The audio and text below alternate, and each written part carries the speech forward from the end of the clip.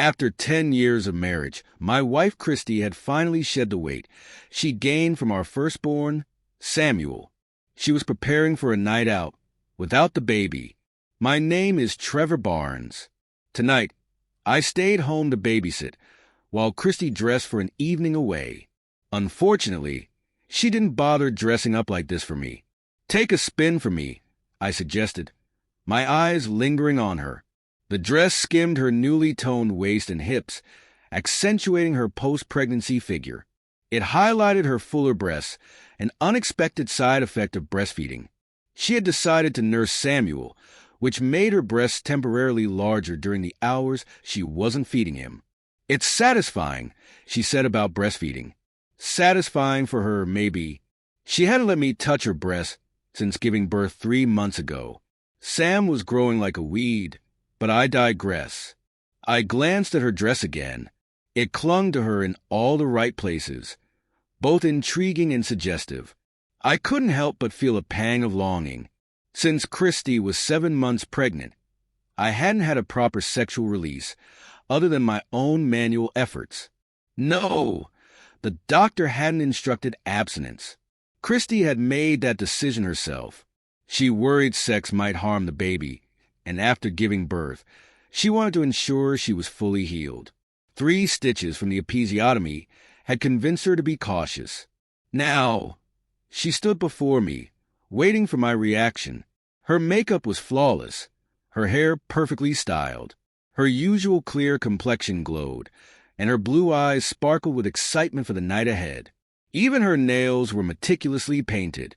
Still, something felt off.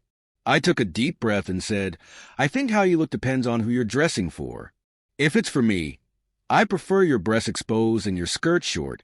I couldn't see a panty line, so I said, "I'm assuming you're either wearing a thong, which you claim to despise, or you're going commando, which you also claim to despise." She hissed in irritation, but I held up my hand, signaling for her to stop. She knew I hated being interrupted. "Wait a moment," I continued. "I'm not finished answering, since you're dating girls." I used air quotes. "I find your choice of attire interesting. Now, if you're dating your old friend, another air quote, Bill Bailey, you look like a hooker looking for a good time. It's your choice how you interpret my assessment of your clothing." As expected, her outburst was both swift and loud. "How dare you insinuate that I'm dating Bill Bailey? I haven't seen him in months. I'm going out with friends, and I'm not looking for good sex."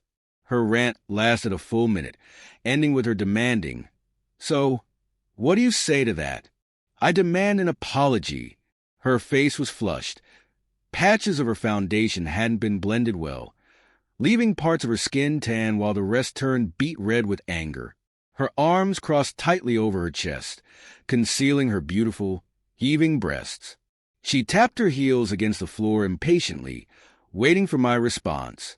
I ignored her and walked past to the bedside table, pulling out a small package from the drawer. Then I returned to my spot in front of the closed bedroom door, blocking her exit. "First of all," I began, "you're not wearing your wedding or engagement ring. Did you happen to forget them in anticipation of a night of fun and frivolity, free from the constraints of motherhood and matrimony?" She glanced guiltily at her left hand, clearly realizing her omission hadn't gone unnoticed. Her face turned even redder. Whether from guilt or embarrassment, I couldn't tell. I mentally shrugged it off. Without saying another word, I opened the package and handed her a set of photos I'd printed earlier that day. They told the story plainly. The images showed her with Bill Bailey. The first captured them sitting close at lunch, their hands touching. Another showed them holding hands. The third revealed them kissing. And the last, well, it left nothing to the imagination. It showed her and Bailey having unprotected sex. Each photo was date-stamped, taken within the past month. "I guess you figured Bill's pencil buddy wouldn't interfere with your recovery from pregnancy and childbirth," I said. The sarcasm in my tone was intentional. It was a skill of mine, and I knew it would get under her skin. She winced but stayed silent, so I pressed on. "Bill seems a little bigger than me in the photos, but what do I know?" Her expression tightened. Those pictures are fake, she snapped, her voice trembling. It wasn't what it looked like. It was just sex. I only love you. She launched into a rambling defense, flipping through the proverbial cheater's handbook as if reading from its pages. She repeated herself over and over, cycling through excuses until I refused to respond. I simply sat in silence, waiting for her to run out of breath.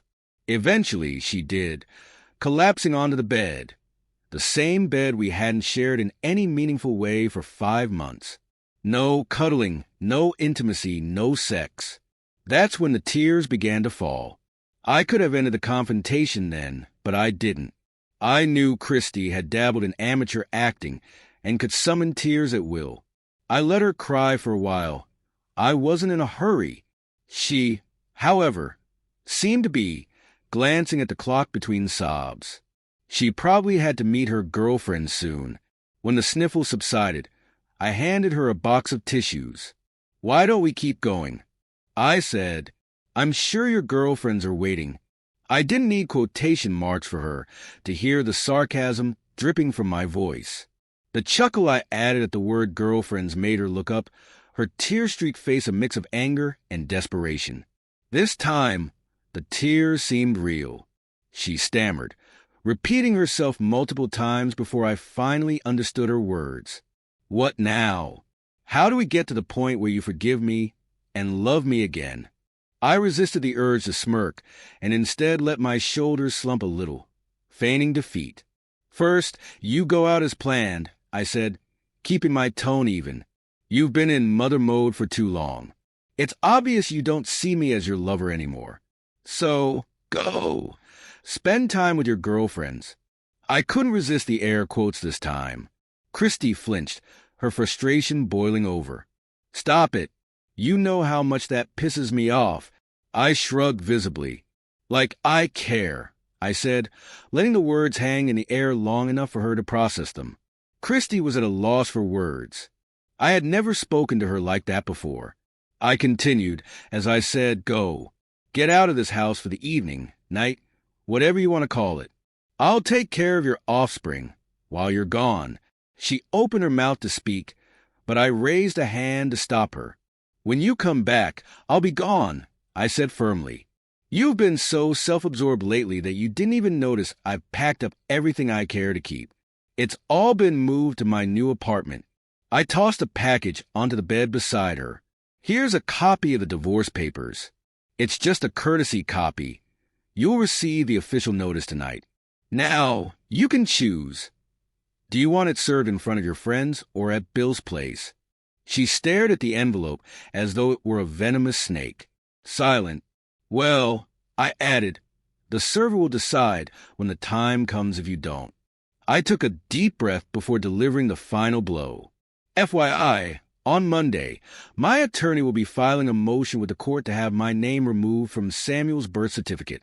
Included in the filing is the result of a DNA test, proving I can't be his father.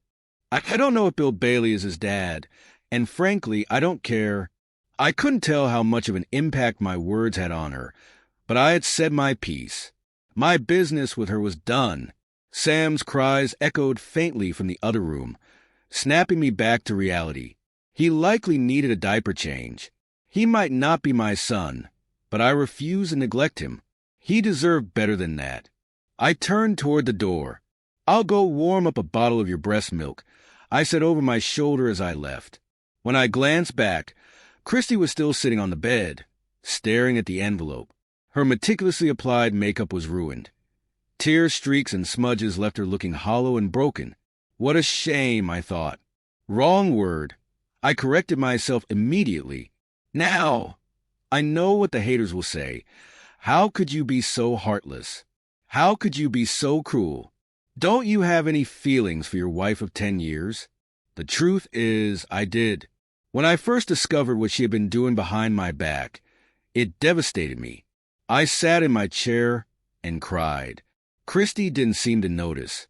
The weight of everything pressed down on me, pulling me into a deep depression. With it came insomnia and a complete lack of appetite. I didn't turn to alcohol.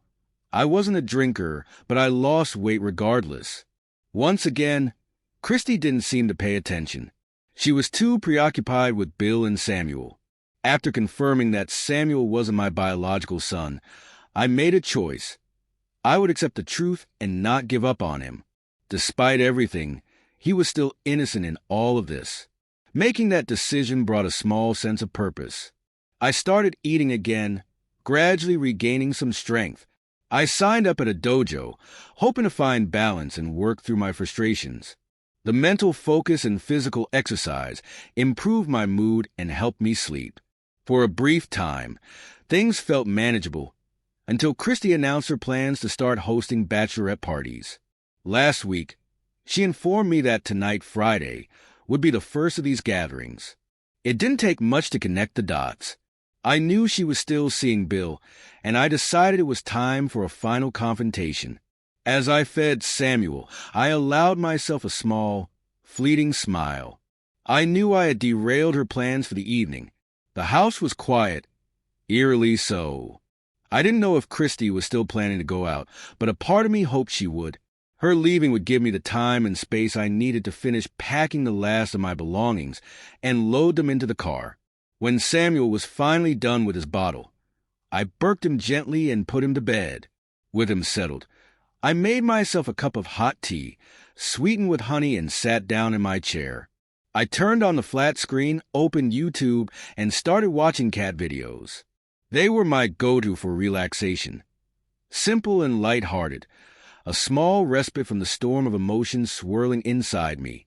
About 20 minutes later, I heard the faint sound of the garage door opening.